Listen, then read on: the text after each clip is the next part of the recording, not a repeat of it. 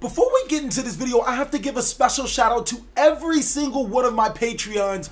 Without you guys, videos like this wouldn't exist, and I appreciate you guys' continued support. It's awesome to have so many people on my Patreon, so many awesome people, so many people willing to talk in Discord and help me with videos. I really do appreciate you guys once again. So let's get into the stats of this video, because I really want to show you how comparative these two decks are to each other. And it looks like in the attack category, just the pure attack power of both of these decks, Invoked Mekk Knight is going to take the cake, being able to boost their monsters past 3,000 with the use of Alistair the Invoker on top of the fusion monsters is a little bit just too strong against Burning Abyss. In the defense category, we don't expect either of these decks putting up defenses, but they seem pretty even. Both of the monsters being able to special summon monsters with an adequate amount of defense to give them a little bit of time if needed be. I think consistently both of these decks are going to have about the same amount of consistency. Both of these decks are extremely powerful at building resources, but even more importantly, getting those resources as fast as possible.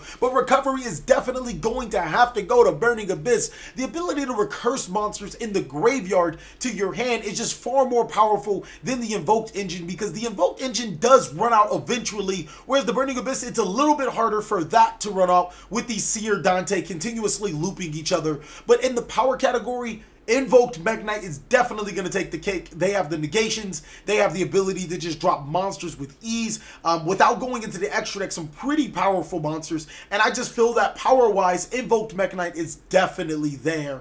I'm TheCaliEffect, and if you guys want to see more videos like this, then go ahead and destroy that subscribe button. But more importantly, go ahead and hit that notification bell, because, well, we just too strong. Also, don't forget to click on the always portion of the notification bell so you guys can receive TheCaliEffect content all the time. Without further ado, I present to you this live duel. Good evening, YouTube. You guys are now watching another segment of TheCaliEffect, King of Games. And today we're going to be watching an epic match between Burning Abyss and, of course, Invoked Mekk Knight. Now, these two are very powerful decks. I actually did not know Mekk Knight was this powerful. But if you guys want to see a deck profile for the Invoked Mekk Knight, go ahead and destroy that like button. Let's see if we can get to 150 likes.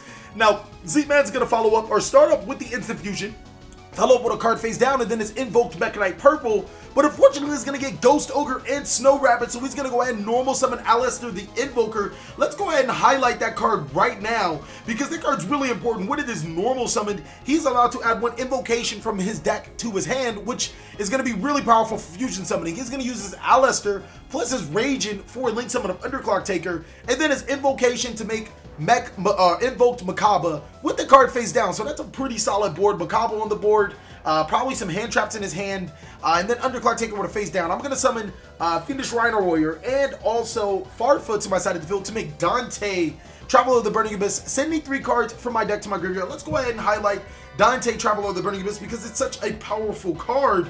What basically it does is I can detach to send 3 cards from my deck to my graveyard and again 500 attack for each.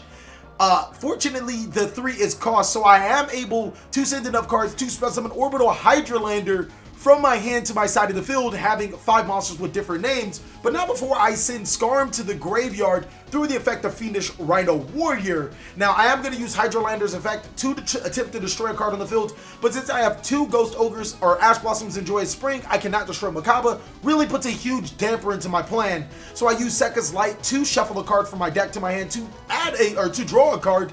And unfortunately, I think this is the time where I shuffle the Drone Logbird and draw the Drone Logbird, so I was pretty upset with that.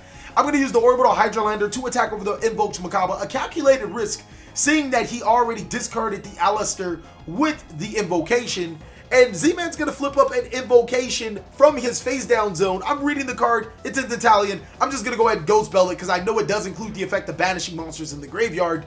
And Z-Man is in a pretty bad situation, losing his invocation, not able to banish his cards, but it doesn't matter. He's going to activate another invocation. Let's go ahead and highlight that card right now. What invocation does is it allows him to fusion summon a monster to his side of the field by using monsters in his hand field or banishing invoked monsters or monsters in his graveyard, as long as he's banishing Alistair, to make a fusion summon. And that's just insane, because it allows him to disrupt my graveyard as well as provide some board presence. He's going to go ahead and use Underclock Taker to reduce the attack of my Orbital Hydralander and then attack over it with the Invoked Mechaba, not having to waste his Mechaba. I'm going to go ahead and use Sekka's Light, drawing 2 cards. Tour Guide of the Underworld is going to be followed up, met by an Ash Blossom in Joyous Spring. What is going on?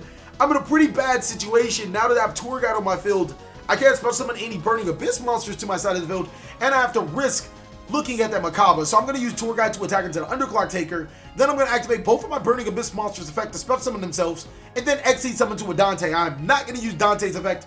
That would not be a smart idea, mainly because he can just use Mechaba's effect to negate the Dante and banish it, and I really wouldn't get much out of it.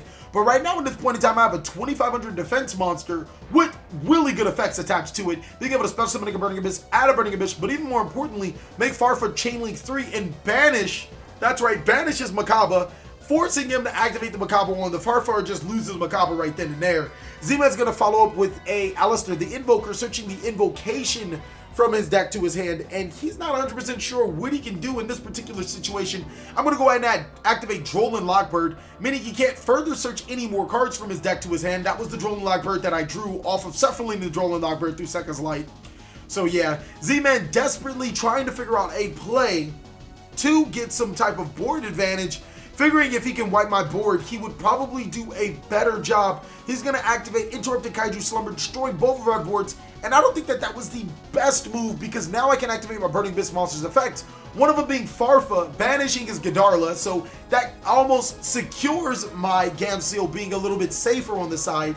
Then I can activate the effects of my other Burning Abyss monsters, Seer to special summon Dante, and Dante to add Seer, so I really didn't lose a lot out of that exchange. He's going to go ahead and activate his Invocation, banishing his Alistair, as well as another monster in the graveyard to special summon Magdalencia. Now, Magdalencia is a huge body, very hard for Burning Abyss to take care of, because not only is he a 3k body, he can discard an Alistair to make him a 4k body, and it's just really problematic. I think he's going to use the Magdalencia to attack into his Gamseel, and I'm going to go ahead and take that damage. There's not really much else I can do. He's going to get his Godarla back on his end phase due to Scarm's complications. But it's really good that I use Scarm, because his Godarla would have been able to get over my Dante, and you guys wouldn't be able to see such a saucy play that's about to come up. I'm going to go ahead and normal summon Libic, both use Libic and Dante for a link summon of Underclock Taker, triggering Libic and Dante's effect to special summon Seer to my side of the field and add Scarm.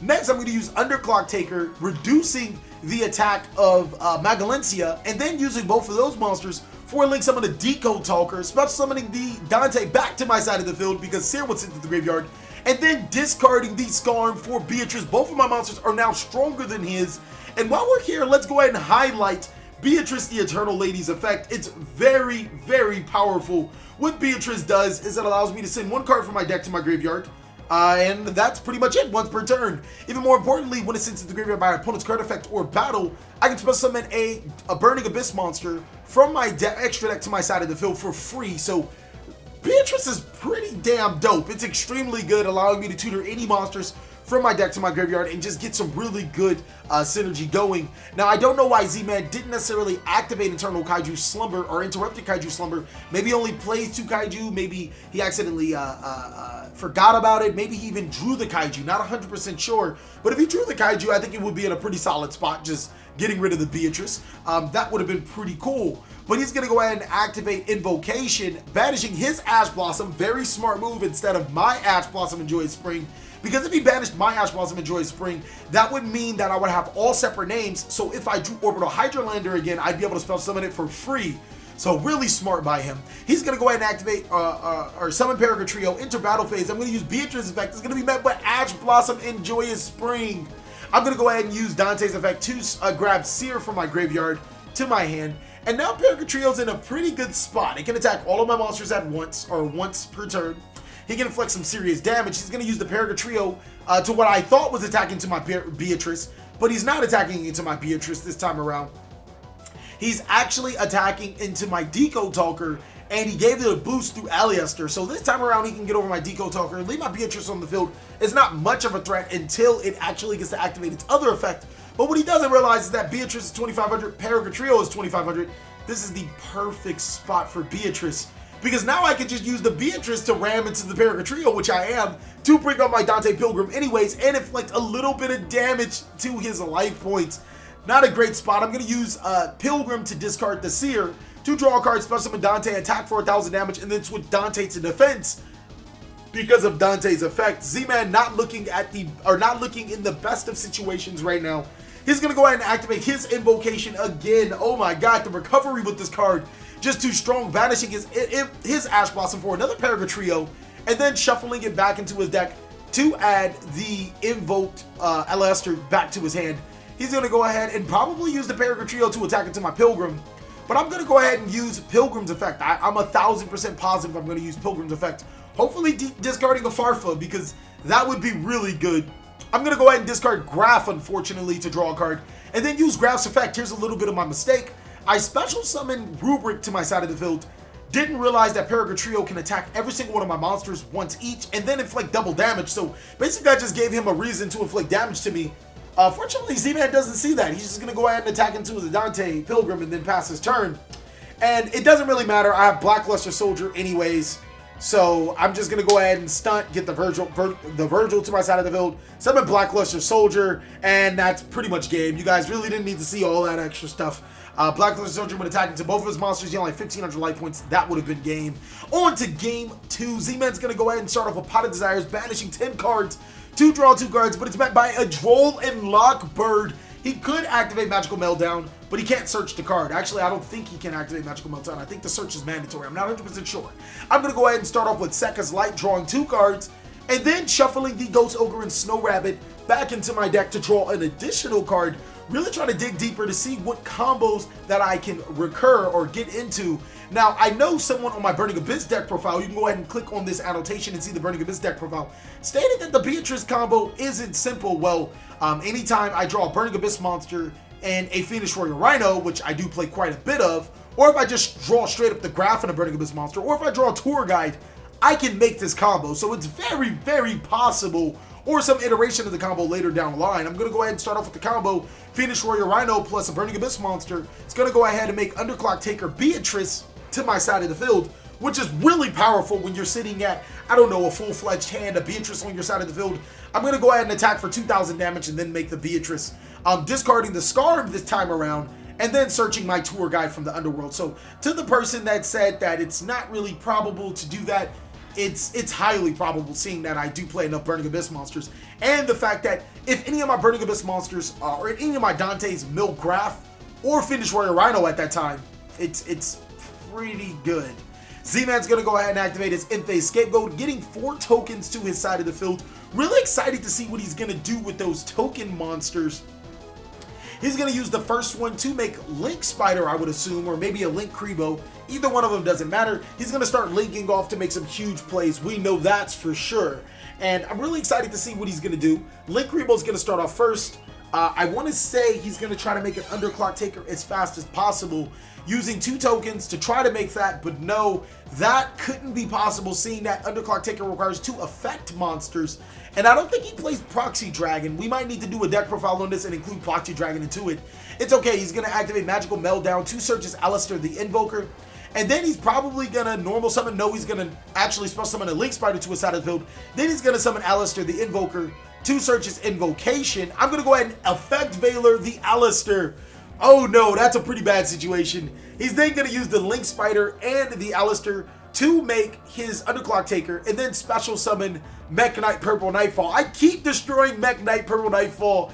I don't know why. It's just a really good effect. Actually, I do know why. I'll be able to highlight later. But he's going to go ahead and special summon the Mekk Knight Blue monster, and that actually searches 2 monsters from his deck to his hand. So pretty cheeky of what he did, baiting me with the Mekk Knight Purple to special summon the Mekk Knight Blue to his side of the field to search 2 cards. He's then going to follow up with another Link Spider, and then I think he's going to use all 4 of these monsters to make Boro Boy. I'm going to go ahead and activate Beatrice's effect preemptively, sending Dante to send Fairy Tale Snow possibly. I don't think it would be advantageous to send, my apologies, I don't think it would be advantageous to send Farfa because there's not really enough targets to manage, but I can send Fairy Tale Snow, and that card's a lot of disruption. So I'm going to go ahead and do that.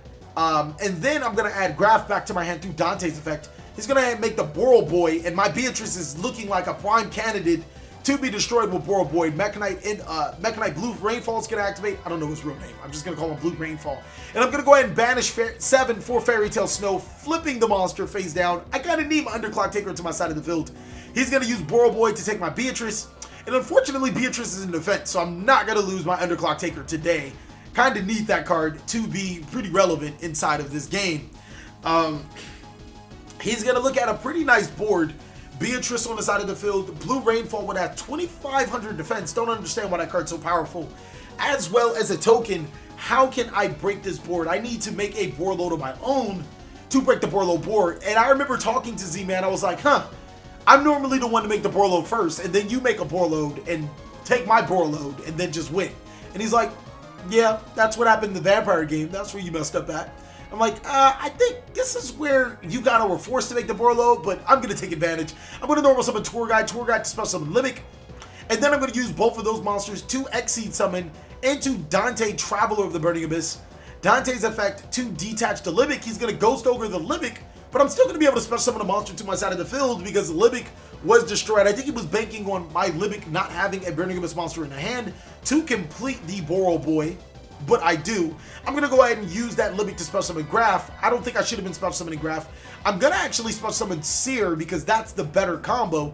Then I'm going to use all 3 monsters to make my own Boroboy, Underclock Taker being treated as a Link 2, and then Seer's effect to special summon a Dante. So I'm in a pretty good position right now to break his board. I'm going to use Boroboy to attack into his Boroboy, Boroboy to attack into my Beatrice, give my damn Beatrice back, and then attack into a token. So my board is looking saucy right now.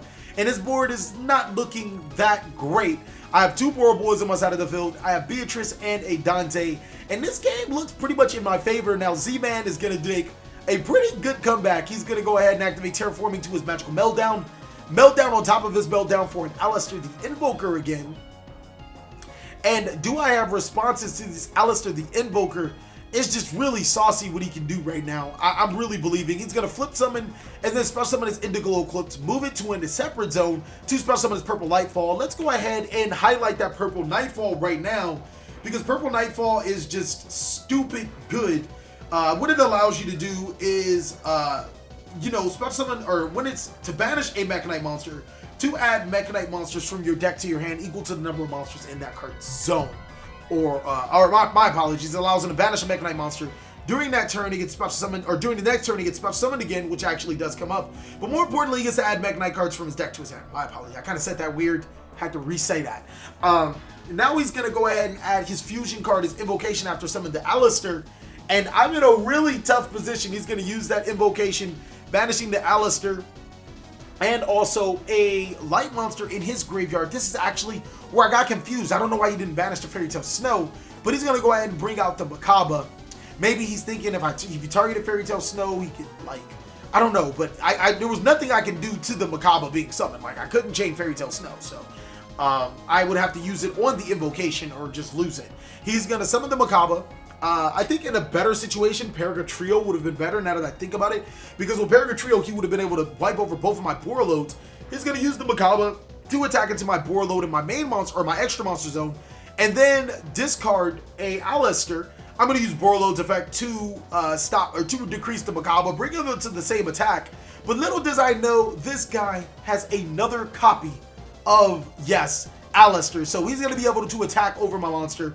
And then in phase, I'm going to lose both of my monsters, or not. I'm going to use them as banishment cost for Fairy Tale Snow, attempting to flip his Mechaba face down. So I figure if I force his Mechaba to use this effect right now, I'm in a really good spot. And if I flip it face down, I'm still in a really good spot. I have a Fairy Tale Snow on my side of the field. He's going to banish the Mechaba, or banish the Fairy Tale Snow with Mechaba, and then continue on with his game plan. So I'm in a pretty tough situation, and this Mekk Knight deck is really good. Again, give this video a like if you guys want to see the deck profile. I'm going to normal summon Limik, special summon Skarm to my side of the field, trying to figure out how to break this board using both of those monsters. Or no, yeah, actually I'm using both of those monsters for DDD King Darius. Really good card, and then special summoning Orbital Hydralander to destroy his Invoked Mechaba. So yes, we are in board breaking mode. Unfortunately, I didn't draw BLS, but still, we're in a good position. I'm going to go ahead and use my monsters to attack into his. And then Darius is going to destroy the Purple Nightfall. But no, he's going to use Purple Nightfall to banish the search again. And I'm like, huh, it is a quick effect. That's pretty good. But he's going to take a pretty good amount of damage to his face, bringing him down to 2,700 with the DDD King Darius. I think that's his name, DDD Stone King Darius or something like that. And the Dante. So Z-Man's in the danger zone right now, but he doesn't even really notice it. He's going to go ahead and bring back both of his Mekk Knights from his purple Nightfall, and he's in a pretty good position. He's going to attempt to activate his blue, but I'm like, no, what's a special summon? It was placed to his side of the field, so he won't be able to get an additional search. I think he's gonna, or I think he actually talked to me about it. I'm like, nah, you don't get a search. We read the card and all that other stuff. Obviously, placed it in the monster zone where it's empty, and then he's gonna kaiju my orbital Hydralander. I'm like, no, that card was actually the biggest like threat on the board. Like that was my ace in the hole. That was the card that was gonna ruin his day, and he just kaijus it. I'm like, oh my god, this sucks. Continuing on with his turn, he's gonna summon a Indigo Eclipse, and then special summon a whole bunch of other Mekk Knights. This is not looking good right now. This is not looking good at all. And then he's gonna go ahead and attack into my Kaiju, and now he has some really big monsters on his side of the field. Now, I want to tell you guys, this is a TheCali cheats alert, TheCali cheats alert, because I am going to make a board, but unfortunately, I do it a little bit illegally, at least from what I've seen in the replay. In my head, I thought I did it right, but in the replay, I don't think I did it right. Either way, I'm pretty sure regardless, I still could have made this monster sequence in order to win me the game, and I'll show you guys how. Or in order to make this board, why I say win the game. I'm going to normal summon a Fiendish Rhino Warrior, and then actually, no, the combo sequence still could have been made the correct way. It just would have been made a different way. I'm going to use those monsters as a link material for Decode Talker. And then trigger Fiendish Royal Rhino's effect, Skarm's effect, well not Skarm's effect, and Limbic's effect. Limbic's going to summon Graph to my side of the field. And then I'm going to go ahead and add the Seer to my hand. I'm going to special summon the what's the name, but more importantly, I sent Barbar to the graveyard, banishing 3 Burning Abyss to put him down to 1,800 life points. And then Nightmare Shark to attack for game. Thank you guys so much for watching. I know that was a little bit of misplay, but if I actually just would have made the Underclock Taker, it would have been the exact same result now that I look at it. I really do appreciate you guys for watching this video. Hope you guys enjoyed. If you want to see that Invoked Mekk Knight deck, go ahead and destroy that like button. We'll get to that. We'll get that to you as soon as possible. Please like, comment, subscribe, but most of all, enjoy. I hope you guys are having a great day like I am.